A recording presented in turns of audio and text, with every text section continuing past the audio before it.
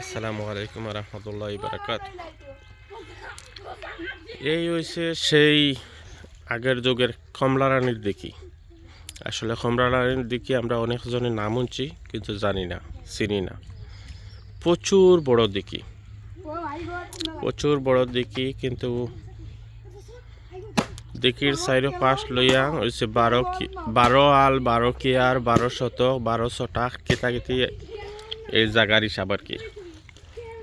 ও আছিল পুরানা দিঘির গার্ড, কিন্তু দিঘির গার্ড ভাঙে যাওয়ার পরে বর্তমানে আবার এটা মেরামত করা হয়েছে। দিঘি এখন ঠাই হয়ে গেছে বলতে, আগে তো খুব গভীর আছিল। এখন মানুষে গোসল করে নিন দিঘির উপরে।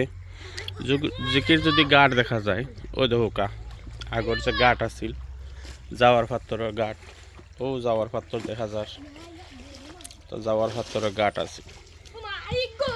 তো দিঘির উপরে আগে নক্ষন্ত আছিল না, বর্তমানে কেন এই কিতাবা মাছ ধরে লিছ নি, তেলাপিয়া মাছ।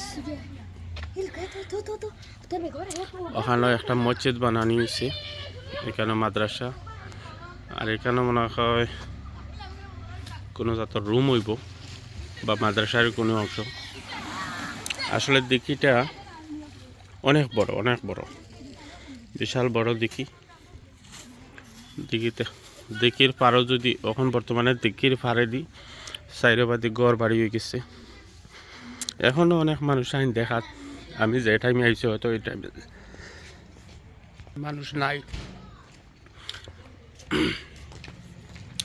ও একটা মসজিদ, মসজিদের দান বাক্স,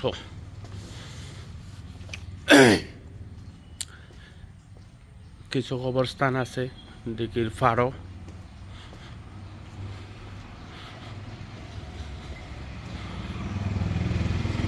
কমলা রানী দিঘি নাম উঠলে তো অনেক কিছু,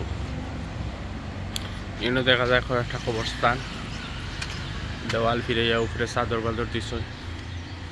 আর এই জিনিসটা কিতা গাছের মাঝে বানছে আমি চিনলাম না, আপনারা যদি কেউ চিনো নিতে জানাই জানো এই জিনিসটা কিতা। কোনো কিছু বাসা বানছে অবশ্যই, কিন্তু কিওর বাসা আমি শিওর হইতে পারলাম না। তো এই হলো কমলা রানীর দিঘির বিস্তারিত। একটা মসজিদ রয়েছে, আর সামনে বাড়িলি গেট। ও আমার সাইকেল রাখিয়া আমি ভিডিও করলাম। এটা হচ্ছে রাজনগর টু বালাগঞ্জ রাস্তা।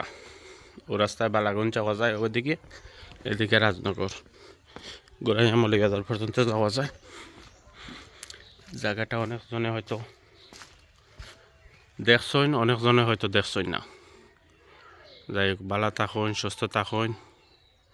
আল্লাহ হাফেজ। আসসালামু আলাইকুম রহমতুল্লাহি বারাকাতুহু। ইনো আবার কিতা লেখা? ওকে, আসসালামু আলাইকুম রহমতুল্লাহ।